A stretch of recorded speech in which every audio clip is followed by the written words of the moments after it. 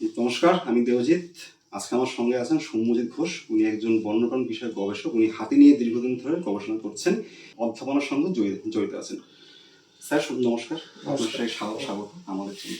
মানে একজন গবেষক হিসেবে যে বন্যা পরবর্তী অবস্থায় আমাদের এই নর্থ বেঙ্গলে হাতির মুভমেন্ট বা হাতির আনাগোনা, বনাঞ্চল থেকে আমাদের লোকালে হাতির যে আনাগোনা সেটা বেড়েছে কি, বা এই বিষয়ে আপনার কি মনে হয়? আচ্ছা, হ্যাঁ, এটা একটা খুব গুরুত্বপূর্ণ একটি প্রশ্ন, যেখানে আমরা বন্যা পরবর্তী অবস্থায় দাঁড়িয়ে আছি।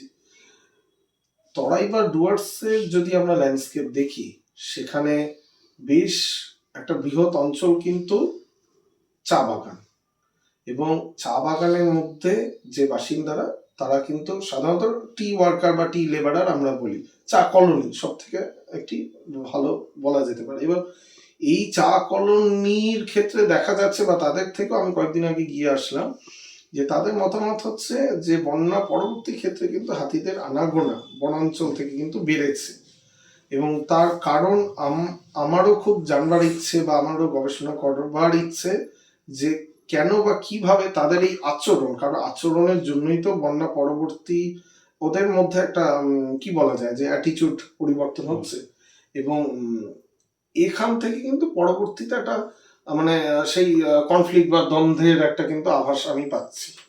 গরুমারার ক্ষেত্রে কিছু বন্য শুয়োর, কিছু গন্ডার রামসাই অঞ্চলে বা ময়নাগুড়ি অঞ্চলের নিচের দিকে বা দক্ষিণের দিকে কিছু ঘাঁটি গেড়েছিল পরবর্তী দিনেও, এবং দীর্ঘ সময় ধরে তাদের কিন্তু তাদের পুনরায় বাসস্থানে বা আবাসস্থলে কিন্তু ফেরানো হয়েছে।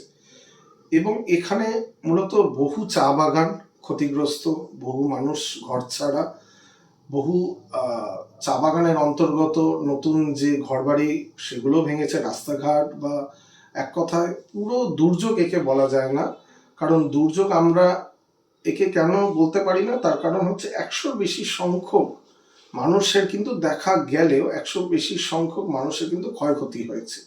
হ্যাঁ, অনেকে বলে থাকে যে 100 বেশি সংখ্যক যদি মৃত্যু হয় তখন একে আমরা বিপর্যয় বলি, কিন্তু আমি বলি একে বিপর্যয় বলা যেতেই পারে।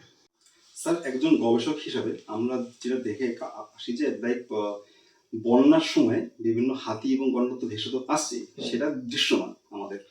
তবে এছাড়াও যে সব বন্য প্রাণীরা আছে ফরেস্টে, তাদের কি ধরনের ক্ষয়ক্ষতি হয়েছে? হ্যাঁ, এটার একটা সমীক্ষা আমার মনে হয় একজন গবেষক মতে এর একটি সমীক্ষা হওয়া প্রয়োজন, এবং সেটি পশ্চিমবঙ্গ সরকার বা যেই সরকার রয়েছে সেই সরকারের দ্বারা যে বন্যপ্রাণ বিভাগ থেকে একটি সমীক্ষা করা প্রয়োজন। কেননা আমরা হাতি আর গন্ডার নিয়ে বেশ চিন্তিত, কিন্তু কোথাও কোথাও লেপার্ডের মরদেহ উঠে এসেছে, কোথাও অজগর সাপের রেস্কিউ বা উদ্ধার করা সম্ভব হয়েছে, কোথাও বন্য শুয়োরের খবর আমরা পেয়েছি, কোথাও সেই যদি আবার গন্ডারের কথাই ধরি, গন্ডারের মরদেহ চলে গিয়েছে বাংলাদেশে। তো প্রকৃতপক্ষে একটা পুরো প্রেক্ষাপটে আমরা বলতে পারি যে এর প্রভাব এর এখনো অবধি কোনো বন্যপ্রাণ বিভাগই তার নির্দিষ্ট সমীক্ষা বা রিপোর্ট সামনে আনেনি। আর আমার পক্ষেও সেভাবে বলা সম্ভব হয়ে উঠবে না যে আর কি কি ধরনের ক্ষতি হয়েছে। তবে প্রকৃতপক্ষে সেই যে আবাসভূমি সেটা কিন্তু নষ্ট হচ্ছে, এবং এই নষ্টের পিছনে প্রকৃতির একটা ভালো অবদান বলতে পারি। কেন ভালো অবদান? কারণ এত অবধি আমরা এর একটা কুপ্রভাব বুঝতে পারছি না, কিন্তু সুপ্রভাবও এর একটা রয়েছে। যেমন কিনা পরবর্তী দিনে কিন্তু এই আবাদ ভূমিটি কিন্তু নতুন ভাবে চারা গাছ থেকে শুরু করে নতুন করে গন্ডারের আবার আবাসস্থলে পরিণত হবে। তো হাতি গন্ডার সহকারে নতুন করে আবার লেপার্ড, গ্রাসল্যান্ড বলি, হ্যাঁ, যে গ্রাসল্যান্ড বলি। তো জলদাপাড়ার যে মাঝখান দিয়ে আমরা সিসামারা বলি, বা বা ওটা হচ্ছে আমরা বলি যে একটা ভূগোলের ভাষায় বলি যে paleo channel of A main stream. তো তোর্ষা নদীর উভয় পাড়ই কিন্তু জলদাপাড়ার রেঞ্জ মানে তার অবস্থান রয়েছে। তো মূলত যে রেঞ্জগুলোর অবস্থা মোটামুটি খুবই সংকীর্ণ হয়ে গিয়েছিল, যেমন হচ্ছে জলদাপাড়া উত্তর, জলদাপাড়া দক্ষিণ, জলদাপাড়া পূর্ব, পশ্চিম, এই 4টি রেঞ্জ, এবং শেষের দিকে চিলাপাতা। কারণ চিলাপাতার রেঞ্জের একটি অংশ তার কিন্তু পশ্চিম দিকে যদি আমরা কেউ দেখি, তার পশ্চিম দিকের অংশ কিন্তু একটা বিরাট একটা গ্রাসল্যান্ড এরিয়া, যে গ্রাসল্যান্ড কিন্তু গন্ডারের একটা সুষম আবাসস্থল। তো সেটারও কিন্তু একটা নেগেটিভ এফেক্ট, এবং যার ফলত রসমতিতে আমরা এই অপারেশন দেখতে পেরেছি, একটা বিরাট ভয়ঙ্কর এবং সুন্দর একটা অপারেশন। তো যে প্রশ্নে আপনি করেছেন আমি সেটা বলছি যে তার একটা কুপ্রভাব আমরা এত অবধি শুনলাম। সুপ্রভাবের দিকে বলা যায় যে আবাদ ভূমিটা পরবর্তী দিনে কিন্তু একটা ভালো বাস্তুতন্ত্রে পরিণত হবে, পরিবেশবিদরা বা আমিও মনে করছি। স্যার আমরা জানতাম যে 2022-এ একটা গন্ডার সুমরি হয়েছিল, সেখানে আমাদের গন্ডার ছিল 292টি, এবং 2025-এ যে আমাদের সুমরি ছিল সেই সুমরিতে গন্ডার সংখ্যা ছিল 332টি। তো আপনার মনে হয় না এই যে বন্যা যে হলো আমাদের এবার, তো এরপরে আবার একটা গন্ডার সুমরির দরকার আছে? হ্যাঁ, মূলত এটা তো খুব ইম্পর্ট্যান্ট একটা বিষয় এখানে জানিয়ে রাখা প্রয়োজন যে এই রাইনো যে সেন্সাস, এই রাইনো সেন্সাস কিন্তু মোটামুটি 3 বছর পর পর হচ্ছে বা হয়। সাধারণত এটা মিনিস্ট্রি অফ এনভায়রনমেন্ট ফরেস্ট থেকে একটা ক্লারিফিকেশন নিয়ে স্টেট ওয়াইল্ড লাইফ ডিভিশন থেকে এটা করানো হয়, এবং অনেকেই এর সাথে জড়িত থাকে এই সেন্সাসের ক্ষেত্রে। তো 2022-এর ক্ষেত্রে 200-250-র একটু বেশি, এবং পরবর্তী সময় 2025-এ ওই 332টির মতো দেখা গেল। এবং এই সেন্সাসের ক্ষেত্রে পরবর্তী দিনে দরকার আছে নাকি সম্পূর্ণ আধিকারিকদের এটা একটা মতামত, কিন্তু আমার অ্যাজ এ গবেষক হিসেবে বা একটু মতামত আমি বলতে পারি যে যেহেতু একটি বা দুটি গন্ডারের মরদেহ বাংলাদেশের একটি অঞ্চলে পাওয়া গিয়েছে, নতুন করে এর কিন্তু একটি প্রয়োজন হতে পারে। কেননা 11টি গন্ডার তাদের নতুন আস্তানায় কিন্তু ফিরে পেল। যে 11টি গন্ডার রসমতি অঞ্চলে গিয়েছে এবং সেখান থেকে তাদের কিন্তু পুরনো আস্তানায় যে ফেরানো হয়েছে, এটা কিন্তু আমরা একেবারেই বলতে পারি না যে পুরনো যে রেঞ্জ বা পুরনো যে, কারণ তাদের উৎসটা কোথায় সেটাও কিন্তু বন্য দপ্তর বা বন্যপ্রাণ বিভাগ থেকে প্রকৃতপক্ষে জানানো হয়নি। কিন্তু প্রকৃতপক্ষে যদি আমরা মোটের দিক দিয়ে বলতে পারি যে নতুন করে প্রয়োজন হতেই পারে বা করা যেতেই পারে, যাতে করে প্রকৃতপক্ষে আফটার এই হ্যাজার্ড বা ডিজাস্টার এর ফল কি হতে পারে সেটা কিন্তু জানার জন্য। সাধারণত উত্তরবঙ্গের যে নদীগুলো আমরা জানি যে সেগুলো ঋতুভিত্তিক বা সিজনাল, যেগুলোকে স্ট্রিম বলছি, বা সেই নদীগুলোর ক্ষেত্রে একটা বিশেষ চরিত্র দেখা যায়। সাধারণত যে পাদদেশীয় বা হিমালয় থেকে যে উৎপত্তি হয়েছে যে নদীগুলোতে কিন্তু মোটামুটি সারা বছর একটা জলের একটা নির্দিষ্ট লেয়ার থাকে, একটা জলতল থাকে। কিন্তু এই যে একটি ক্ষণিক সময় বা 1-2 দিনের মধ্যে যে অতিবৃষ্টি, এবং তার ফলত এই একটা ভয়ানক দুর্যোগ বা পক্ষান্তরে আমরা বিপর্যয় বলতে পারি, এই বিপর্যয়ের কিন্তু সম্মুখীন একেবারে উত্তরের জেলাগুলোর মধ্যে কিন্তু আমরা দেখতে পেরেছি। এর সাথে বলা যেতে পারে এই যে দুর্যোগ, এই দুর্যোগ কিন্তু শুধু মানুষের না, পুরো একটি সমাজ এবং তার সাথে সাথে একটি গোটা বাস্তুতন্ত্র, যার অন্তর্গত বন্য এবং বন্য প্রাণীদের মধ্যে কিন্তু এসে পড়েছে। এবং তার জন্যে আমরা দেখতে পাচ্ছি যে বহু সংখ্যক গন্ডারের হদিশ প্রথমত মিলছিল না, এবং নির্দিষ্ট কিছু কিছু জায়গায় বা কিছু কিছু রেঞ্জে তাদের হদিশ মেলেইনি। কিছু বন্য শুয়োর বা কোথাও কোথাও, যেমন কাশিয়ানের ক্ষেত্রে, যে হাতিদের পারাপারের ক্ষেত্রে ভীষণ সমস্যা হয়ে দাঁড়িয়েছিল, যার ফলত কিছু হস্তি শাবকেরা তাদের দলছুট হয়ে গিয়েছিল। পরবর্তী সময় তাদের আস্তানা জলদাপাড়া যে ক্যাপটিভ এলিফ্যান্ট ক্যাম্প আছে সেখানে এসেছে।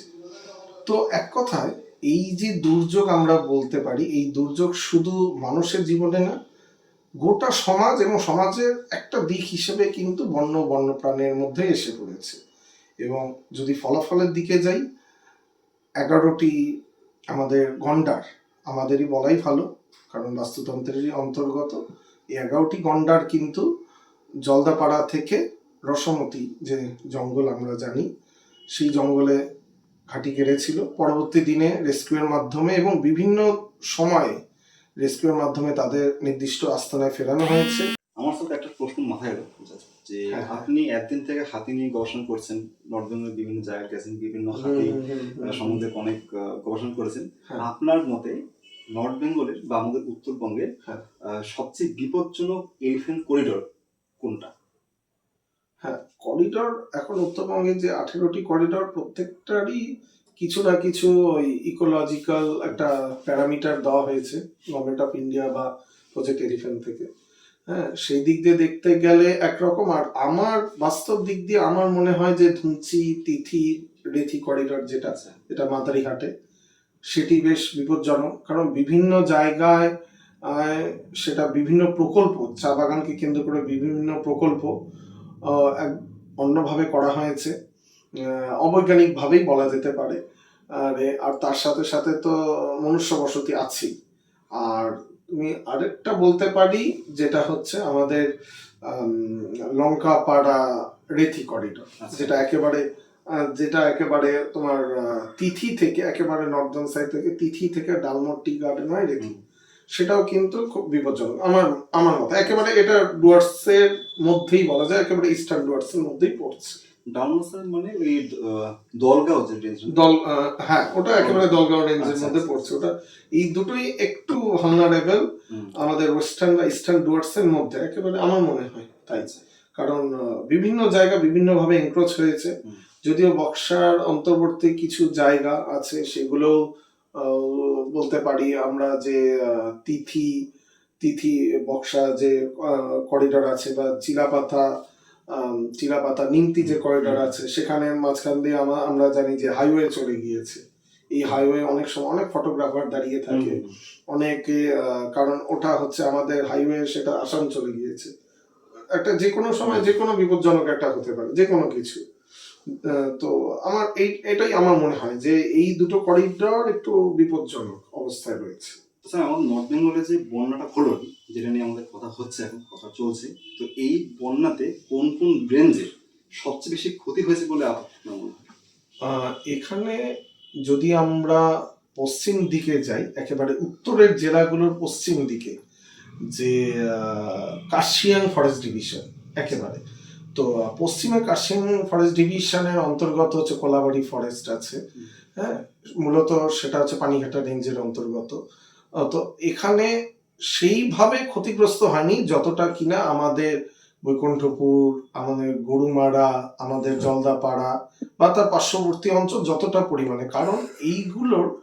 কারণ সেটা হচ্ছে মিচি নদীতে প্রারম্ভিক পর্যায়ে কিন্তু বন্যার প্রাদুর্ভাব বিগত 30-20 বছরে কিন্তু দেখা যায়নি। কিন্তু সেই তুলনায় তিস্তা আমরা বলি, যার পার্শ্ববর্তী অঞ্চল হচ্ছে বৈকুণ্ঠপুর ফরেস্ট বা অ্যাপালচান্দ ফরেস্ট। আবার যদি একটু নিউরা নদী, মাল নদী বা ডায়না নদী দেখি, সেটা কিন্তু গরুমারা বা চাপড়ামারি কেন্দ্রিক। বা আরেকটু যদি যাই তোরসা, যা এইবার কিন্তু ভয়াবহ রূপ নিয়েছে। তো আমরা যদি একেবারে, যেখানে আমি বলছিলাম যে একেবারে পশ্চিমের দিকে যদি যাই, সেখানে হচ্ছে কলাবাড়ি পানিঘাটা রেঞ্জ। সেখানে ওই যে তার এফেক্টেড পরিমাণ হচ্ছে খুবই কম ছিল, কারণ হচ্ছে সেখানে অনলি রেস্কিউ অপারেশন গুলো চলেছিল। কারণ নদীর ওই পারটা হচ্ছে বাহুনডুঙ্গি হচ্ছে নেপালের একটা স্টেটের মধ্যে পড়ছে, এবং ওই বাহুনডুঙ্গি থেকে কলাবাড়ি ফরেস্ট কিন্তু একটা ট্রান্সবাউন্ডারি বা বলা যেতে পারে ইন্টারন্যাশনাল একটা এলিফ্যান্ট করিডোরের মধ্যে পড়ছে। এই করিডোরে সেম ভাবে প্রত্যেক দিন সকালেই ওরা প্রাতঃভ্রমণ করতেই বেরিয়েছিল, কিন্তু জলতল বাড়ায় কোনো হাতি তার হস্তি শাবককে ফিরে পায়নি, এবং পরবর্তীতে আমরা মোটামুটি ঘটনা জানি। পরবর্তীতে আমরা যদি দেখি যে শুকনাতে সেরকম কোনো ঘটনা ঘটেনি যা আমি জানতে পেরেছি। একেবারে যদি গরুমারায় আসি, গরুমারার ক্ষেত্রে রামসাই অঞ্চল, বা আমরা যদি নাগরাকাটা দেখি, যেটা হচ্ছে ডায়না রেঞ্জের অন্তর্গত, জলপাইগুড়ি ফরেস্ট ডিভিশনের অন্তর্গত, যেটা কিনা অ্যাকচুয়ালি টেরিটোরিয়াল ফরেস্ট বলা হয়। নাগরাকাটা, আটার চ্যাংমারি, বা আমরা ডায়না ফরেস্টের অন্তর্গত হচ্ছে আমরা দেখতে পারি শুল্কাপাড়া, হ্যাঁ, এবং খয়েরকাটা অঞ্চল। তারপরে খুব খুব গুরুত্বপূর্ণ জলদাপাড়ার ক্ষেত্রে একেবারে আমরা যদি তিথি ফরেস্টে ধরি, তিথি ফরেস্টে ব্যাপকভাবে ক্ষতি হয়েছে। জল অনেক দূর ভেতরে ইনসাইজ করেছে। এবং তার পরবর্তীতে আমরা যদি একটু নর্থ রেঞ্জ আসি, জলদাপাড়া যে নর্থ রেঞ্জ আছে, সেই নর্থ রেঞ্জ থেকে শুরু করে একেবারে দক্ষিণের দিকে পূর্ব পশ্চিম এবং দক্ষিণ রেঞ্জ, যেটা শালকুমার আমরা বলি, শালকুমার, হ্যাঁ, সেই জায়গাও কিন্তু ক্ষতিগ্রস্ত হয়েছে। এবং ক্ষতি ব্যাপকভাবে, ক্ষতি জঙ্গলে, ক্ষতি বন্যপ্রাণী। এই অবধি আমি মোটামুটি খবর দেখতে পেয়েছি এবং নিজেও আমি কয়েকদিন সেখানেই ছিলাম। এই সময় কি মনে হয় যে আপনার এই যে হাতি বা মানুষের সংঘাতটা, সেই সংঘাত থেকে বৃদ্ধি হবে মানে এই বন্যার পরের সময়টা? না দেখো, বিভিন্ন অঞ্চল তো জলাভূমি, যে জায়গাগুলো বা নদী যে পার্শ্ববর্তী যে জায়গাগুলো, সেগুলো কিন্তু একটা একটা নির্দিষ্ট সময় জলে পুরো আচ্ছাদিত ছিল। এবং কোথাও না কোথাও যে বন্যপ্রাণীর মতো হাতিদেরও, যেহেতু তাদের আমরা বলি সাধারণত ইংলিশে বলা হয় যে জায়ান্ট এনিমেল, মানে স্থলভাগের সব থেকে একটা বৃহৎ প্রাণী, আমরা বলি স্তন্যপায়ী প্রাণী। তো তাদের কিন্তু মূলত তারা একটু ভেজা অঞ্চল পছন্দ করে, তাই বলে যে সারাক্ষণ যে সে একটা জলা জায়গায় আস্তানা গাড়বে এমন না। তো এক্ষেত্রে এইভাবে এই সম্পর্কটাকে এইভাবে টানা যেতে পারে যে কনফ্লিক্টের পরিমাণ এখনো অবধি যে কিছু কিছু অঞ্চলে কিন্তু একটু বেড়েছে মনে করা হচ্ছে। তার ফল কয়েকদিন আগে আমরা দেখতে পাচ্ছি মাদারিহাটে একদিনে তিনজন মানুষের প্রাণহানি হয়েছে, বা তার দুদিন পরে মধ্য খড়বাড়িতে আবার একজনের প্রাণ গিয়েছে। তো এই একটা এর সম্পর্কটাকে এইভাবে দেখা যেতে পারে যে বাড়বে মনে করা হচ্ছে, কিন্তু তার একটা যোগ্য প্রমাণ দরকার, তার জন্য আবার গবেষণাও নিতান্ত একটা প্রয়োজন। তো স্যার মানে আপনার কি মনে হয় যে হাতি বা মানুষ যে সংঘাতটা যে হচ্ছে আমাদের নর্থ বেঙ্গলে এখন প্রায় শুনছি যে এখন হাতি লোকালে চলে আসছে বা আমাদের কোন বস্তিতে হাতি আক্রমণ করছে এবং সেখানে প্রচুর মানে মানুষও এটা হচ্ছে। তো এবার সেই জায়গায় দাঁড়িয়ে আপনার কি মনে হয় যে গ্রামবাসী এবং ফরেস্ট ডিপার্টমেন্ট এই দুই দিক থেকে তাদের কি পদক্ষেপ নেওয়া উচিত, মানে মানে গ্রামবাসীর দিক থেকেও কি পদক্ষেপ নেওয়া উচিত এবং ফরেস্ট ডিপার্টমেন্টের দিক থেকেও কি নেওয়া উচিত? দেখুন, একজন গবেষক বা কখনো কখনো আমরা খুব হাতি দেখতে খুব উল্লসিত হয়ে যায় কখনো কখনো, কিন্তু প্রেক্ষাপটে এইভাবে এটাকে উপস্থাপন করা যেতে পারে যে যারা দিন রাত এই ন্যাশনাল হেরিটেজ এনিমেলকে কিন্তু রক্ষা করতে, তারা কিন্তু দিন রাত লড়াই করে চলেছে। এবং শুধু তাদের রক্ষা না, এবং আমাদের মতো যে যে বন্ধু বা যারা যারা কিনা সেই চা কলোনিতে রয়েছে, যারা কিনা দিনের শেষে সেই চা বাগান থেকে ওই কাঁচা রাস্তা দিয়ে দিয়ে হেঁটে হেঁটে আসছে, রাত্রে রুটি করছে, এবং কখনো কখনো সে অনেক ভোর হতে হতে তারা কিন্তু ঘর থেকে বেরিয়ে গিয়ে চা বাগানের দিকে এগোতে থাকে। এবং এই সিচুয়েশন গুলো খুব খুব গুরুত্বপূর্ণ, যেভাবে এটাকে বলা যেতে পারে যে মানে প্রি কনফ্লিক্ট সিনারিও বলা হয় আর কি। যে যেমন ধরো যে একজন মানুষ, যেমন মাদারিহাটের ক্ষেত্রে যদি আমি বলতে পারি যে 11:30টায় যে মা আর তার সন্তান আক্রান্ত হলো, এবং এখানে বন্যপ্রাণ বিভাগ থেকে বলা হচ্ছে যে আমরা কিন্তু আগাগোড়াই জানিয়েছি যে ওখানে একটি দাঁতাল হাতি রয়েছে। উপস্থিতি ওই আশেপাশের অঞ্চলে মানুষদের কাছে ছিল, এরকম মনে করা হচ্ছিল আর কি, কিন্তু বন দপ্তরের কাছে এর প্রমাণ কিন্তু ছিল। তো সেই 11:30টার যে ঘটনাটা আমি জানতে পেরেছি, যে যেভাবে আর কি কনফ্লিক্ট হয়েছে পুরো সিনারিওটা, সেটা হলো যে কালী পুজো দেখে মা তার সন্তান বা সেই ছোট্ট 2 বছরের সন্তান ফিরছিল, একটি স্পট থেকে ওই হাতি এসে তাদের পুরো রামপেট একদম তাদের পিষে দিয়েছে। এবং তাদের সাথে কিন্তু তার বাবাও ছিল, যে কিন্তু একটু দূরে ছিল, সে কিন্তু সেই ঘটনার কিন্তু সাক্ষী ছিল একেবারে। তো সেই ঘটনার পরিপ্রেক্ষিতে এটা বলা যায় যে যে হাতির আক্রমণ বলবো না হাতিদের সংঘর্ষ বলবো, নাকি আমরা তাদের অবস্থানে চলে যাচ্ছি, যে আমরা কি ওই হাতিদের বাসস্থানের মধ্যে ঢুকে যাচ্ছি, বা আমরা কি তাদের পক্ষান্তরে কোনো না কোনো ভাবে কি উত্তপ্ত করছি, বা বা কোনো না কোনো ভাবে আর কি যে উত্তপ্ত করার চেষ্টা করছি। কেননা এই কনফ্লিক্ট বা মানে প্রথমত আমরা বলতে পারি যে এই আক্রমণ কিন্তু বেশ কিছু কারণে হতে পারে। প্রধানত শুধু যে বন্যার পর বা বন্যার প্রাদুর্ভাবের পর যে এই ধরনের সিনারিও তৈরি হচ্ছে এমন নয়, কিন্তু তার অনেক কারণ আছে। যেমন মানে করিডর এনক্রোচমেন্ট, যেটা হচ্ছে করিডর কনসেপ্টটাও আবার ওইভাবেই এসেছে যে করিডরের পরিমাণ কিন্তু এখন কমে যাচ্ছে, আচ্ছা বিকজ অফ হিউম্যান সেটেলমেন্ট বা ডেভেলপমেন্ট অফ হিউম্যান সেটেলমেন্ট আমরা যাকে বলছি। এবং করিডর যদি বন্ধ হয়ে যায় কিন্তু হাতি কিন্তু লোকালয়ে আসা শুরু হবে। তখন আমরাই আবার তখন বলবো যে হাতি কিন্তু লোকালয়ে আনাগোনা বেড়েছে। মানে স্যার এলিফ্যান্ট করিডোর যে কনসেপ্টটা, এটা আজকালের দিনে আমি দেখেছি অনেক জায়গাতে এলিফ্যান্ট করিডোরের মধ্যে জনবসতি হচ্ছে বা কোনো একটা মানে অবস্টাকেল তৈরি হয়েছে কি, তো সেখানে দাঁড়িয়ে কি সংঘাত, এই কনফ্লিক্ট যে হচ্ছে, এটা কি সেইটা কি একটা কারণ এইটা যে এলিফ্যান্ট কনফ্লিক্টটার জন্য? না, প্রথমত আমাদের উত্তরবঙ্গের চরিত্রটা না একেবারে অন্যরকম। ওই দক্ষিণবঙ্গে বা দক্ষিণ পশ্চিমবঙ্গের একেবারে অন্যরকম। ওখানে একটু মালভূমি ফ্লেভারের মতো আছে, একটু ওপেন জঙ্গল। এখানে কিন্তু বেশ ডেন্স জঙ্গল, এবং তার থেকে বড় কথা হলো এখানে কিন্তু একটা বিস্তীর্ণ চা বাগান। আমি চা বাগান নিয়েও কিছু বলতে চাই, যেখানে চা বাগানকে কিন্তু হাতিরা আবাসস্থল মনে করে না। ওরা কেবল ওই জায়গা দিয়ে ওকে যেতে হবে, তার জন্য ওই প্যাসেজটাকে ইউজ করে। তার জন্যই এলিফ্যান্টের ওই করিডোরের বইটির নাম হচ্ছে প্যাসেজ অফ এলিফ্যান্ট বলে, যেখানে মোটামুটি 150টি এলিফ্যান্ট করিডোরের কথা রয়েছে। তো তার মধ্যে আমাদের উত্তরবঙ্গে 18টি করিডোর উল্লেখ আছে।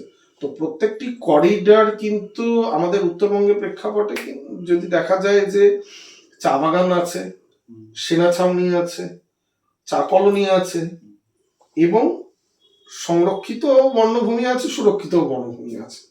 প্রত্যেকটাই কিন্তু মানে একটু মিক্সড অ্যান্ড ম্যাচ ল্যান্ডস্কেপের অন্তর্গত। এবার যদি করিডর কমে আসে তখন কিন্তু লোকালয় আনাগোনা কিন্তু বাড়বেই। এটা কিন্তু আমরা একে আটকাতে পারবো না। লোকালয়ে হাতিরা আসবেই বা ঢুকবেই। যত এই করিডর আমাদের বাধার সম্মুখীন হবে বা হাতিরা যাবে কোথায়, ওদেরও তো একটি নির্দিষ্ট পথ দরকার। তার জন্যই তো সেখান থেকেই তাদের এই কনসেপ্টটা এসেছে যে হাতির করিডর। বাঘের কিন্তু করিডর হয় না, হরিণের করিডর হয় না। তাহলে হাতি কেন? কারণ তারা একটা 2000-2500 কিলোমিটার পথ তারা কিন্তু অতিক্রম করে। তার জন্য তারা নির্দিষ্ট যে গতি পথ ধরে চলে, ওটাকে আমরা করিডর নাম দিয়েছি। এটা ওয়ার্ল্ডেও হোক, ইন্ডিয়াতে হোক, বা আমাদের উত্তরবঙ্গের যে দার্জিলিং এর কিছু অঞ্চল, জলপাইগুড়ি, কালিম্পং এর কিছু অঞ্চল, চাপড়ামারি, বা আমরা হচ্ছে বাঁকড়াপাড়া ফরেস্ট বা ডায়না ফরেস্ট, সেখানে আমরা 18টা কিন্তু করিডোর রয়েছে। এবং প্রত্যেকটার অবস্থা কিন্তু খুবই সংকীর্ণ, কারণ প্রত্যেক দিন আমরা মানে মানুষের যা চরিত্র, আমিও বিভিন্ন অঞ্চলে গিয়ে দেখেছি যে একটা কারণ হচ্ছে এনক্রোচমেন্ট। কিছু কিছু জায়গা এনক্রোচ করে সেখানে চাষাবাদ করা, পরবর্তী দিনে ধীরে ধীরে বাড়ি তৈরি করা।